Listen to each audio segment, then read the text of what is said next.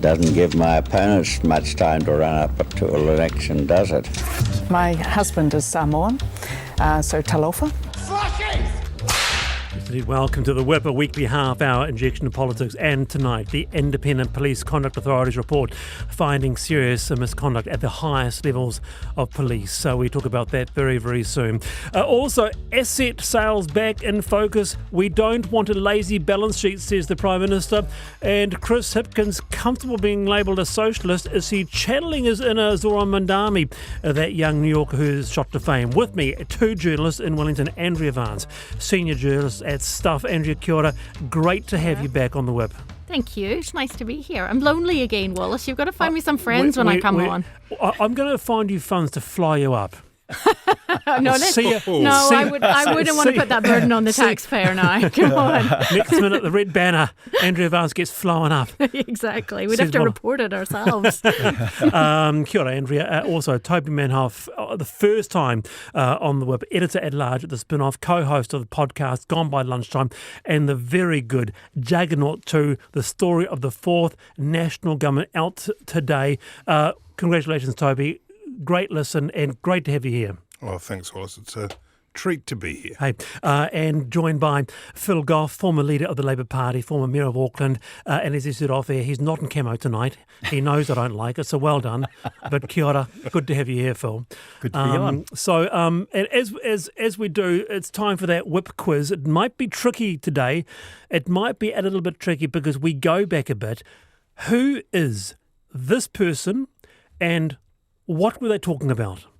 People have been up all night proofreading and just a fantastic team. And real spirit last night. We had drums rolling and violins playing and good theatre as well as good economics. There you go. Have you got any ideas there, Phil? Don't say it. Do you know? No, not sure. I knew the last one, but not this one. All right. I know who it is and where that person is saying it. Okay, there you go. All right, let's go to this. Show off.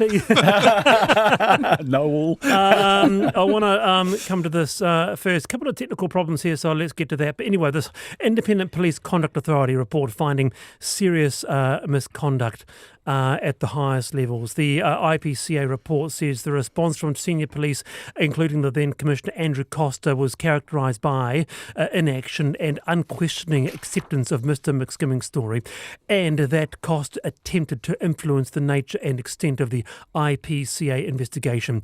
Here's Police Minister Mark Mitchell, who said the findings of the report are extremely serious. At the centre of the investigation is a woman who has been let down by the previous police executive and the system. I cannot express how frustrated and disappointed I've been since becoming aware of the situation. I can assure her and all New Zealanders that the government is taking these findings extremely seriously. This broke around last night about 5 p.m. Where there was a live press cab at 6 o'clock, Andrea. Bombshell report. What has hit you most about this story? Full disclosure, there's been quite a lot of work in newsrooms for the past year or so in this story, so a lot of it wasn't news to me. I mean, the report itself obviously was much more shocking than anyone had imagined, but there's some really good digging by some first-class journalists to bring this to the public's attention, and I think that's worth mentioning. It's been a very difficult story to unearth the details on, and journalists have been hampered all the way along by secrecy and suppression orders and refusal to answer questions. But I think, I would urge anyone to read the report. I think all the public should be aware of what's in it. But I think that it's worth remembering the 2007 Baisley inquiry, which found 303 historic complaints of sexual assault against 222 police officers.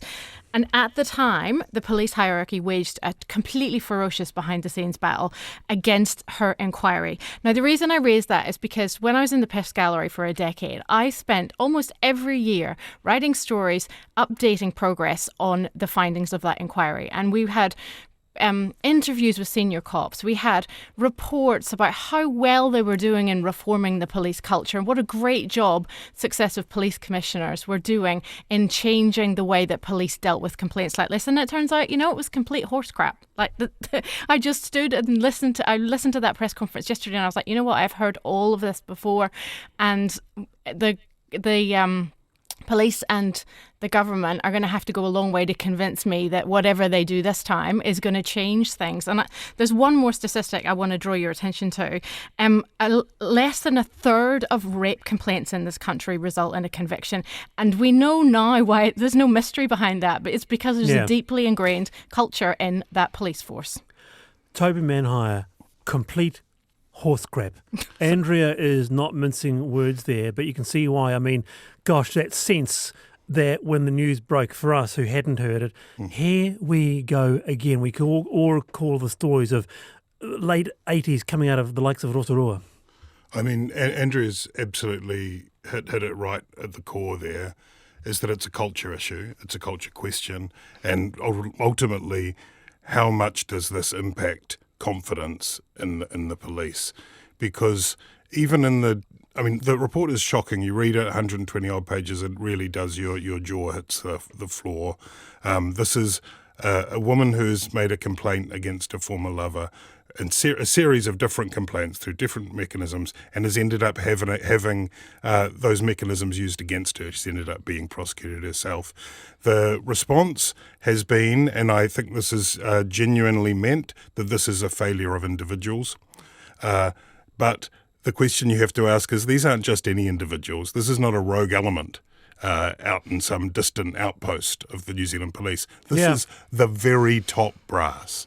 And so whether or not you can cut that out, remove what Mark Mitchell has called the bad apples, or whether you need to look again, post-Baisley, post everything else that Andrea mentions, and say, is there something systemic? Is there something that remains culturally poisonous within the police? But even now, the people who are mentioned in the IPCA report, even now, they were either retired out, or they're still on active duty, or they were given another top job in the public service. Like, cut it out and then move them on to another plum role. That doesn't speak of individuals. That's a culture.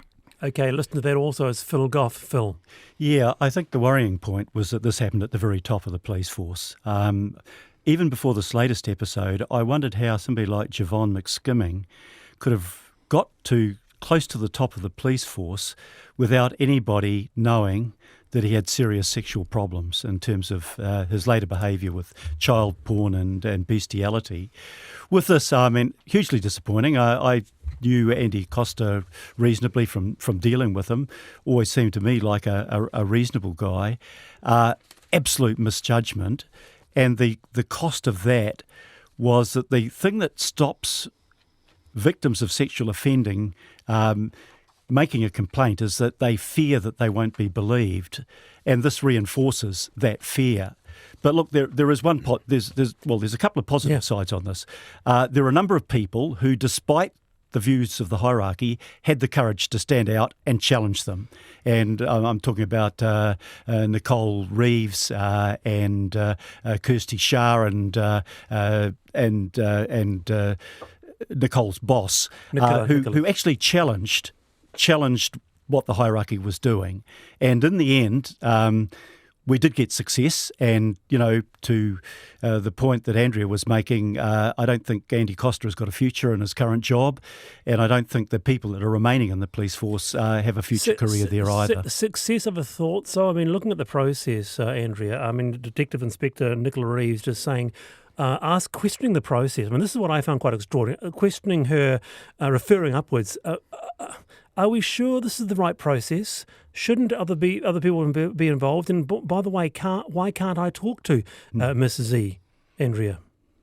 Yeah, I think it's notable that the women, it was women who stood up and questioned the authority. But to go to my earlier point about not believing the police when they want to change things, the report shows that they ignored their own integrity unit. Do you know what I mean? So there might be processes in place, but it seems like when you get to a senior level, you just ignore them. And that's just deeply worrying. And I don't know, as a as a victim of sexual assault, how you go into a police station and make a complaint, because that's a deeply traumatic thing in itself, with any faith that it's going to lead anywhere, let alone anyone who the police now stand in judgment over to prosecute. Like, we're in a time when institutions are already in a crisis of trust, and this just makes things 100 times worse. And it's particularly bad when it's people that we trust to enforce the law.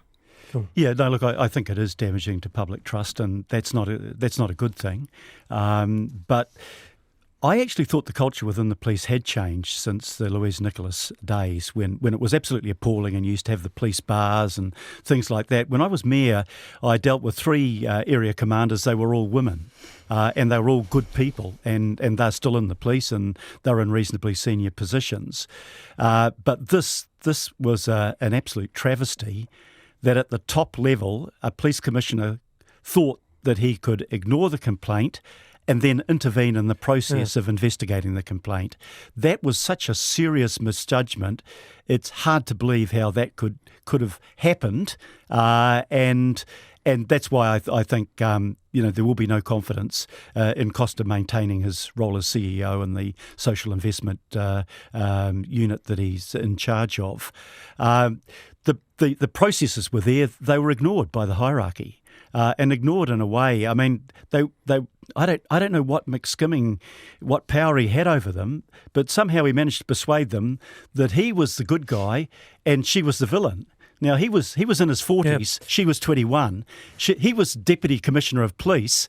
She was a non-sworn staff member. There was an absolute imbalance of power. In a job that he'd arranged for him, effectively.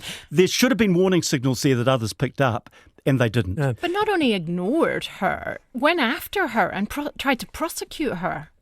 Yeah, that's the worst thing, that the whistleblower was the one that ended up, as often is the case, just being the victim. Just in terms of, I want to come back because I think it is important to acknowledge too, just in terms of, because this is now vital, isn't it? Would you trust the cops? Would you trust them? No. Well, we had Catherine McPhillips, the Executive Director of HELP, an organisation which provides support for survivors of sexual violence. We had her on the panel, and she said, I deal a lot with the police. And you know what? There are some good people within the police. And she said, I know that, Andrea. Oh, you'll have to go a long way to convince me, Wallace, I'm afraid. I think confidence takes a huge hit from this. I know some people who work in the police who have said to me that the rank and file, the words were gutted and appalled, and feel this is a body blow because the way it was described to me, if this had gone through the proper processes, it would have been treated by people who are expert in these areas. As it was, these guys, these people at the top, made presumptive decisions about the quality of some complaint and sent it down the wrong pipes, and without talking to the complainant. So I do think the culture has changed, but I still don't think that there is any reason why one should not have the confidence severely affected. And the question we need to know is, it's all very well to say we've identified the problem, it won't happen again. You need to really stress test this and show to New Zealand how this will not happen again. All right, it is 15 away from 8. You are with the whip. We have Andrea Vance and Toby Manhire, joined by former Labour leader Phil Goff. And look, it is very hard, so I'll play it one more time. No one's got it yet, actually, so here it is again. Who is this person and what were they talking about?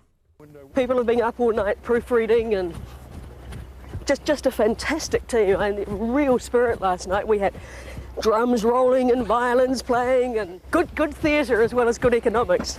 I'll give you a hint that person is wearing a pink onesie, a pink running outfit, and is going for a breakfast jog on a very special morning many years ago, 2101. Just have a think. All right, now, a tawdry, silly argument. That's the assessment from one Winston Raymond Peters of even the suggestion of the sale of state assets. A Treasury report suggested the government could sell underperforming assets to invest in new ones. Christopher Luxon entertained the idea, saying he was open to it, but not this term. His coalition partner wasn't as positive. We've got a situation where we haven't turned the economy around in the way we should have, as fast as we should have. I know it can be turned around, but not with this sort of strategy where you're not actually fixing the economy, you're actually just getting rid of assets built up by our forefathers to try and balance the books.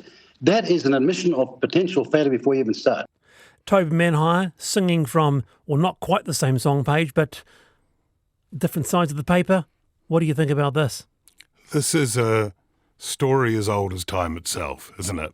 Winston Peters railing against asset sales. Phil Goff's been there before railing against asset sales. I think he ran a campaign on it at one point. It is me. I've been consistent. But there's some sense in which this works for both of them. You know, this is clearly the beginning of a campaign period. Christopher Luxon wants to distinguish himself a bit from some tails that continue to wag him more than he might like. Winston Peters wants to, put some stakes in the ground, familiar ones. Back in 1997, because I'm obsessed with the 90s at the moment, Jim Bolger, under quite a lot of pressure, talking about green shirts, did a springtime in New Zealand speech. Do you remember this, Phil? Yeah. And he announced that the things were going to get a bit brighter, and he said that floated the idea of asset sales, including TVNZ, including introducing some opposition to ACC. Of course, that was expressly ruled out in the coalition agreement. But what he was doing was trying to create a bit of space between him and Winston Peters. It didn't go so well from that point for him. But this is a jazz. This is a classic. Yeah. This is a jazz standard. A jazz standard, mind you. Phil Goff will come to you soon. A jazz standard, which has shelf life, because could it be partly true? We own farms that we don't need to own. We own QV we don't need to own. That type of thing. Yeah, but when they talked about selling Landcorp, I immediately thought of Molesworth, and I thought, would we really sell off that iconic piece of land that has public access and is held on behalf of the public to somebody in the private sector that might not allow access? There's a lot of problems with it. But what really amazed me about the Peters statement was not so much that he was against asset sales, that's par for the course, but he was basically saying that the government's economic policy had failed, as if he wasn't part of the government. That's right. That's right. And he said they don't know how to do basic economics. For example, their mathematics on how many years I've been in Parliament are wrong. I haven't been there for 50 years. I've been there for 46. It's completely different. Okay, Andrea, Vance, what's the politics of it? One would think that they would call each other up on their mobile phone and say, "Look, what are you saying? What am I saying?" Or does that not matter in coalition politics? Oh, I don't know. I think Toby's right. It's the soft. We should be as political nerds. We should be excited in a sense because it's the soft launch of next year's election campaign. Oh. But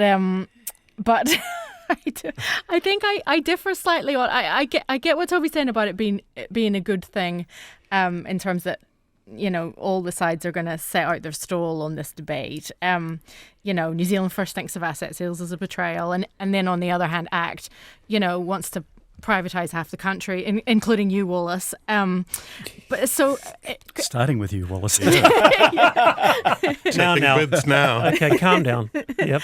In one sense that it's good for differentiating the brands for the election campaign, but it also, in a practical sense, boxes Luxon in. He kind of can't move in this campaign without detonating one or the other. So when the inevitable question comes from reporters, how are you going to manage this if you go into a three-way coalition again? That's problematic for him because he can talk about selling assets, but if New Zealand First won't allow him to as part of a coalition, then what's the point of even promising it? It's also slightly different. It's also just slightly disappointing because it's just the same old stuff. Like Toby's talking about the 90s. Well, it's just another rerun of the old argument. Labour's talking about selling off the silverware, and it's emotionally potent, but it's not. It doesn't really get us anywhere as a debate.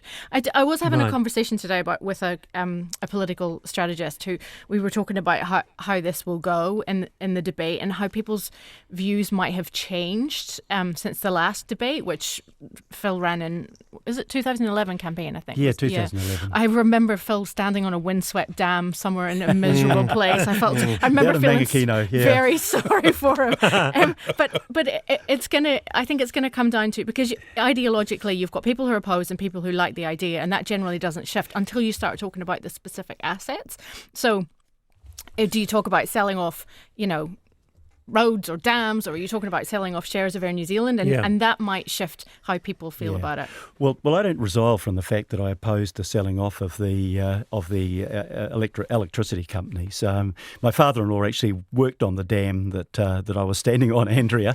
Came back from the war. They'd been a prisoner of war for 4 years after Crete, and he and the New Zealand taxpayer created those assets. It's a natural monopoly, and who would say that the private money that's gone into the electric power companies, the generation companies, has been good for us. Prices are higher than ever. When you take money out to pay the dividends to the shareholders, you're not putting that money back into reinvestment, into creating more electricity generation supply. When I was in London, Thames Water was and is absolutely failing. And it failed because the people that bought Thames Water out, the private investors, decided to pocket the dividends year after year and never invest in creating a reliable and decent supply of water. So, look, I believe in the market. I'm a market person. But I don't believe that the market is perfect, and there are areas, particularly in terms of natural monopolies, where in the interests of the country as a whole, you're better off with a public shareholding than a private one. But, the irony is that Peters has ruled out going with Labor, and yet it's Labor and the Greens that are opposed to privatisation, and it's ACT and the National Party that's in favour of it, and he's lining himself up to support those that oppose what he regards as a bottom line policy. He's ruled out going with Labor, led by Chris Hipkins. He's left himself a little chink there, hasn't he? Yeah, well, Chris Hipkins isn't going anywhere, so it's not a very big chink. I wouldn't put any bets on that promise. I'd be more worried if I was Chris Luxon than I was Chris Hipkins at the moment. I'm going to sneak this in. It's here's one more time. Who is this person and what were they talking about? People have been up all night proofreading, and just a fantastic team. Real spirit last night. We had drums rolling and violins playing, and good theatre as well as good economics. Yes, well, taking us back to 1991 is Lucia. Welcome, Lucia. Oh, thank you, Wallace. Yeah, I'm so excited. I knew as soon as I heard of this voice it was Ruth Richardson. On the morning she was to release the Mother of All budget. Yeah, so that was a long time ago now, 1991. I couldn't recall the year, but no, great. What tripped you? How did you know so instantly? Because it was quite tough. Very distinctive voice, and I think I may have actually seen it on television. That's the excitement in her voice, very distinctive, very articulate. And by the way, Wallace, I have to say, I absolutely love your show. I love your sense of humour. You're so intelligent, articulate, Am I? and great fun. That's why he's going to fetch such a good price on the open market. I listen to you every night, and Emil as well. Oh, that's very kind of you. Thank you so much for the entertainment and company. Look, that's very nice of you. Well, you've made our promo. Thank you. All right. Thank you. That's Lucia there. And actually, From Wellington. Very good. Now, on that, actually, while we have you here, Toby, the spin-off has just released the first episodes of Juggernaut Season 2, and actually you get right into the mother of all budgets. Can I ask you this? Because it's such a fascinating point, indices of politics. Did you find out anything that surprised you about that budget? I can recall it. But what surprised you? Well, a number of little things surprised me. First of all, can I say that clip, just to be super nerdy, is from, I think, 4 days before the budget, and it's on the Frontline programme with Ross Stevens, brilliant journalist, RIP, who's running along the streets of Wellington with Ruth Richardson, as you say, in that pink tracksuit. One of the things I hadn't quite appreciated when I launched into that part of it was how much of the reform had actually taken place on the December 19 mini-budget, or the statement that came. This was just 50-something days after the government had come into office, and that was when the dam burst, and all of those, almost all of those big cuts that we remember were contained in there. The Mother of All budgets continued some of that momentum and had further reforms encased within it, but what we think of as what the mother of all budgets, because it's such a memorable term, accidentally created, it has become the byword for that period of reform. Can't let Phil Goff go with having a bit of a say, because you'd know this era very, very well, as do I. But can I just also say that if Ruth Richardson was listening, she would, up until today, really defend this budget, saying this was absolutely needed. Of course she would, and that was Ruth. I had nothing against her personally, but I remember travelling with her one time to a conference we were both backbench MPs, and she had a totally different experience of life and a totally different experience of constituency work than I had. I was representing a low-income urban electorate. She was representing Selwyn, which was a reasonably well-off rural area. She didn't deal with the day-to-day concerns that I dealt with, people that couldn't find enough money to get decent accommodation, couldn't get the healthcare they needed, etc. And I credit Ruth Richardson's mother of all budgets as enticing me back into politics. I remember listening to it, and I was out of Parliament for those 3 years, and I was so angry I was yelling at the radio. And I was yelling at the radio because what she was doing was exacting the harshest penalty against those that could least afford to pay it. And they were the low-income people on benefits. But it was needed. At the time it was needed. It's needed if you're well off and you've never had to struggle to make ends meet. There was that on one hand for the beneficiaries, and on the other hand, the Employment Contracts Act for the low-income wage earners. One thing that Labor never did under economics was take it out on those that could least afford to pay, and that's what she did in that budget. Okay. Now, in the time we've got left, which is a couple of minutes here, I just want to mention this. So Chris Hipkins says he's comfortable being called a socialist. Zora Mandami wins the New Admiralty, and this is the question we've been asking ourselves all week. Is woke back? Andrea, Vance, Chris Hipkins, comfortable with being called a socialist? Is woke back? Well, apparently it's the way to go, because I was reading a story about Lush, the bubble bath people who say that woke you don't go broke. So maybe it is. Maybe it's back in fashion. I don't know. Toby. Oh, I'm not really sure what woke means. I mean, I know we're out of time, but there is something I think possibly that with the Costa thing, maybe what woke is when you say an awful lot of progressive things, but you're not necessarily living that mantra within the office. 5 seconds, Phil. Yeah, I don't care whether you call it woke or whatever you call it. It's about giving people opportunity and security, and that's what democratic socialism's about. And boom, what a show. Phil Goff, Toby Manhire, Andrea Vance, thank you so much.